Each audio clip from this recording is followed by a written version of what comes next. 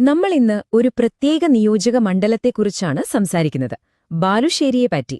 പക്ഷേ ഇത് ഏതെങ്കിലും പാർട്ടിയെക്കുറിച്ചോ നേതാവിനെക്കുറിച്ചോ ഉള്ള ഒരു വിശകലനമല്ല, മറിച്ച് ഒരു മണ്ഡലത്തിന്റെ രാഷ്ട്രീയവും സാമൂഹികവുമായ യാഥാർത്ഥ്യങ്ങൾ ആഴത്തിൽ മനസ്സിലാക്കാനുള്ള ഒരു ശ്രമമാണ്.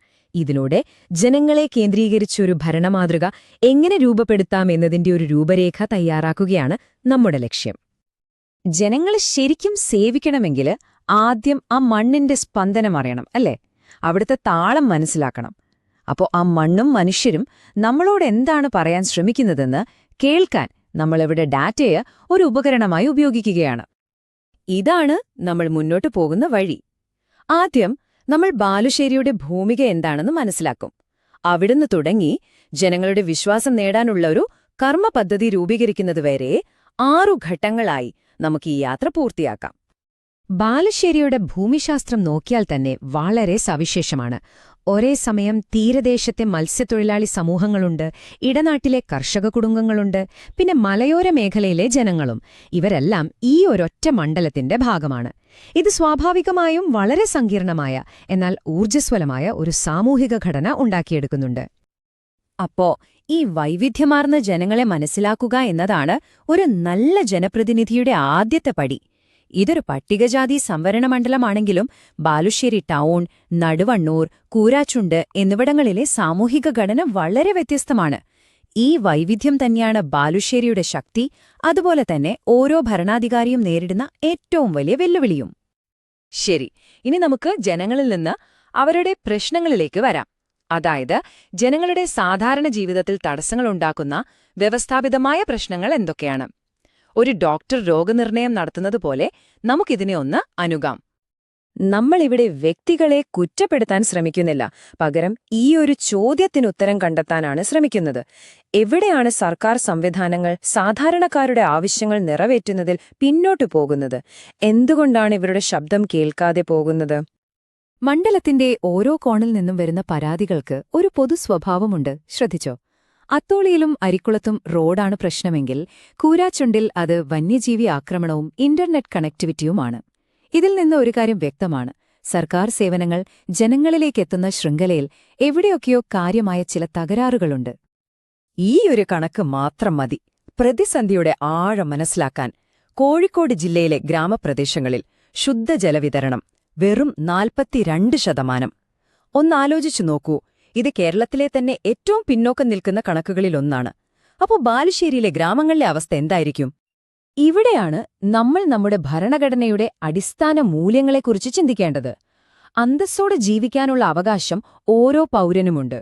കുടിവെള്ളം, നല്ല റോഡ്, വൈദ്യുതി ഇങ്ങനെയുള്ള അടിസ്ഥാന ആവശ്യങ്ങൾ പോലും നിഷേധിക്കപ്പെടുമ്പോൾ ആ അന്തസ്സ് തന്നെയാണ് ചോദ്യം ചെയ്യപ്പെടുന്നത്. ജനങ്ങളുടെ ശബ്ദം കേൾക്കാത്തൊരു ഭരണ സംവിധാനം ആത്യന്തികമായി ഒരു ഭരണഘടനാപരമായ പരാജയമാണ്. ശരി, ഇനി നമുക്ക് രാഷ്ട്രീയ സാഹചര്യങ്ങളിലേക്ക് വരാം.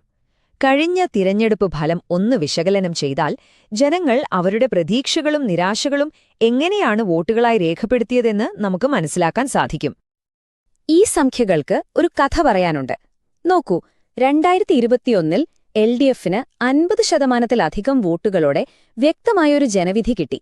അതേസമയം 39%-ലധികം വോട്ടുകളുള്ള ശക്തമായ ഒരു പ്രതിപക്ഷ നിരയുമുണ്ട്. കൂട്ടത്തിൽ BJPയുടെ 9% വോട്ട് വിഹിതം മതേതര വോട്ടുകളിൽ ഒരു ഭിന്നതയുടെ സാധ്യതയും കാണിച്ചു തരുന്നുണ്ട്. നമുക്ക് നിലവിലെ MLAയുടെ ശക്തിയും ദൗർബല്യവും ഒന്ന് നോക്കാം. ഒരു വശത്ത് യുവത്വവും ശക്തമായ പാർട്ടി പിന്തുണയുമുണ്ട്. ഭരണകക്ഷിയുമായിട്ടുള്ള ബന്ധം വികസനത്തിനൊരു മുതൽക്കൂട്ട് തന്നെയാണ്. പക്ഷെ മറുവശത്ത് ഒരു പുറത്തുനിന്നുള്ളയാൾ എന്ന തോന്നലും പ്രാദേശികമായി കൊടുത്ത വാഗ്ദാനങ്ങൾ പാലിക്കുന്നതിലെ മെല്ലെപ്പോക്കും ഒരു ബലഹീനതയായി നിൽക്കുന്നു. ഇതാണിവിടുത്തെ രാഷ്ട്രീയ മത്സരത്തെ നിർണയിക്കുന്ന പ്രധാന ഘടകങ്ങൾ.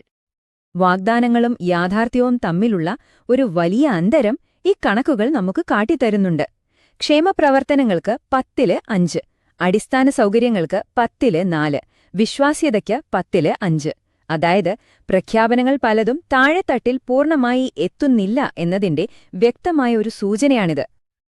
ഈ അസംതൃപ്തിയുടെ ലക്ഷണങ്ങൾ നമ്മൾ കണ്ടു. പക്ഷെ ഇതിന്റെ മൂലകാരണങ്ങളിലേക്ക് നമുക്ക് കുറച്ചുകൂടി ആഴത്തിലിറങ്ങിച്ചെല്ലണം. വോട്ടർമാരുടെ ഈ നിരാശയ്ക്ക് പിന്നിലുള്ള സാമൂഹികവും സാമ്പത്തികവുമായ കാരണങ്ങൾ എന്തൊക്കെയാണ്? ജനങ്ങളുടെ ഇപ്പോഴത്തെ മനോനിലയെ രൂപപ്പെടുത്തുന്ന ചില പ്രധാന ഘടകങ്ങളാണിവ. പണ്ടത്തെ പോലെ ജാതി സമവാക്യങ്ങൾ ഇപ്പോഴുറച്ചതൊന്നുമല്ല. അതിനിടയിൽ വിലക്കയറ്റം സാധാരണക്കാരന്റെ നട്ടെല്ലൊടിക്കുന്നു. ഗൾഫിൽ നിന്ന് മടങ്ങിയെത്തിയവരുടെ പ്രതിസന്ധിയും ചെറുപ്പക്കാരുടെ തൊഴിലില്ലായ്മയും ഇതെല്ലാം ചേരുമ്പോൾ അതൊരു വലിയ സാമൂഹിക സമ്മർദ്ദമായി മാറുകയാണ്. ഈ ഒരൊറ്റ ചോദ്യം മതി ക്ഷേമ പദ്ധതികളോടുള്ള മടുപ്പ് എന്നതിന്റെ യഥാർത്ഥ ചിത്രം കിട്ടാൻ. പ്രഖ്യാപനങ്ങൾ ഒരുപാടുണ്ടാകാം, പക്ഷെ അത് തങ്ങൾക്ക് ഉപകാരപ്പെട്ടു എന്നൊരു സംശയം ജനങ്ങൾക്കിടയിൽ വളരെ ശക്തമാണ്. ഈ വിശ്വാസക്കുറവാണ് രാഷ്ട്രീയത്തിൽ പലപ്പോഴും നിർണായകമാകുന്നത്. ഇതുവരെ നമ്മൾ രോഗനിർണയം നടത്തി. ഇനി നമുക്ക് പ്രതിവിധിയിലേക്ക് കടക്കാം.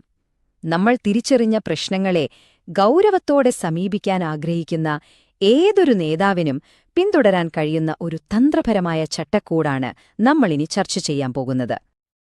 നമ്മളിതിനെ ചതുർമുഖ സിദ്ധാന്തമെന്നാണ് വിളിക്കുന്നത്. 4 പ്രധാന തത്വങ്ങളെ അടിസ്ഥാനമാക്കിയുള്ള ഒരു തന്ത്രപരമായ കാഴ്ചപ്പാടാണിത്. പ്രവർത്തനങ്ങൾക്കുള്ള ഒരു സമഗ്രമായ മാർഗരേഖ. ഈ ചതുർമുഖ സിദ്ധാന്തം 4 ആശയങ്ങളെ അടിസ്ഥാനമാക്കിയുള്ളതാണ്. 1. ശിവന്റെ സംഹാരഭാവം, അതായത് കാലഹരണപ്പെട്ട സംവിധാനങ്ങളെയും വാഗ്ദാനലംഘനങ്ങളെയും കണക്കുകൾ നിരത്തി ചോദ്യം ചെയ്യുക. 2. വിഷ്ണുവിന്റെ സ്ഥിരത, നല്ല പദ്ധതികൾ തുടരുമെന്നും സുതാര്യത ഉറപ്പാക്കുമെന്നും ജനങ്ങൾക്ക് ഉറപ്പു നൽകുക. 3. ബ്രഹ്മാവിന്റെ സൃഷ്ടി, സാങ്കേതികവിദ്യ ഉപയോഗിച്ച് പുതിയ പരിഹാരങ്ങൾ കണ്ടെത്തുക. അവസാനമായി ദുർഗയുടെ സംരക്ഷണം, സമൂഹത്തിലെ ഏറ്റവും ദുർബലരായവരെ ചേർത്തുപിടിക്കുക. എന്നാൽ ഇവിടെ വളരെ പ്രധാനപ്പെട്ടൊരു കാര്യമുണ്ട്. ഡാറ്റയെ അടിസ്ഥാനമാക്കിയുള്ള ഭരണം കാര്യക്ഷമത കൂട്ടും. പക്ഷേ അതെപ്പോഴും ജനങ്ങളുടെ സ്വകാര്യതയെ മാനിച്ചുകൊണ്ടായിരിക്കണം. ജനങ്ങളുടെ വിവരങ്ങൾ ശേഖരിക്കുന്നത് അവരെ കൂടുതൽ നന്നായി സേവിക്കാൻ വേണ്ടിയായിരിക്കണം, അല്ലാതെ അവരെ നിയന്ത്രിക്കാനോ ചൂഷണം ചെയ്യാനോ ആകരുത്. ഇതിന് വ്യക്തമായ നിയമങ്ങളും തത്വങ്ങളും പാലിക്കേണ്ടത് അത്യാവശ്യമാണ്.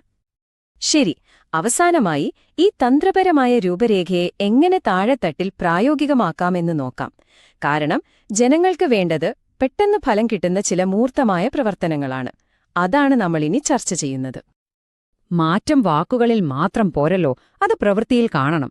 അതിനുള്ള 3 വഴികളാണിത്. 1. ഓരോ പഞ്ചായത്തിലും റേഷൻ കാർഡ് അദാലത്തുകൾ സംഘടിപ്പിക്കുക. 2. കുടിവെള്ളം ക്ഷാമം രൂക്ഷമായ വാർഡുകളിൽ കുഴൽക്കിണറുകൾക്കായി ഉടൻ സർവേ തുടങ്ങുക. 3. ഗ്രാമങ്ങളിലേക്ക് കൂടുതൽ ബസ്സുകളും ഒരു ആംബുലൻസും ഉറപ്പാക്കുക. ഇതൊക്കെ ജനങ്ങളുടെ അടിസ്ഥാന പ്രശ്നങ്ങൾക്ക് പെട്ടെന്ന് ആശ്വാസം നൽകുന്ന കാര്യങ്ങളാണ്. എല്ലാവരോടും ഒരേ കാര്യം പറഞ്ഞിട്ട് കാര്യമില്ല. ഓരോ വിഭാഗം ജനങ്ങളോടും സംസാരിക്കേണ്ടത് അവരുടെ പ്രശ്നങ്ങളെക്കുറിച്ചാണ്. ചെറുപ്പക്കാരോട് തൊഴിലിനെക്കുറിച്ച്, സ്ത്രീകളോട് സ്വയം സഹായ സംഘങ്ങളെക്കുറിച്ച്, കർഷകരോട് കടാശ്വാസത്തെക്കുറിച്ച്, അങ്ങനെ ഓരോ വിഭാഗത്തിന്റെയും ആവശ്യങ്ങൾ കൃത്യമായി മനസ്സിലാക്കി അവരെ ലക്ഷ്യം വെച്ചുള്ള പ്രവർത്തനങ്ങൾ ആസൂത്രണം ചെയ്യുമ്പോഴാണ് യഥാർത്ഥ ബന്ധം സ്ഥാപിക്കാൻ കഴിയുന്നത്. അവസാനം ഇതെല്ലാം വന്ന് നിൽക്കുന്നത് ഒരൊറ്റ കാര്യത്തിലാണ്. ഭരണമെന്നത് സങ്കീർണമായ ഒരു രാഷ്ട്രീയ കളിയല്ല, അതൊരു തിരഞ്ഞെടുപ്പാണ്. ലളിതമായ എന്നാൽ അടിസ്ഥാനപരമായ ഒരു തീരുമാനം, ജനങ്ങളെ ഒന്നാമത് വയ്ക്കുക. ആ ഒരൊറ്റ തീരുമാനത്തിലാണ് യഥാർത്ഥ മാറ്റം തുടങ്ങുന്നത്.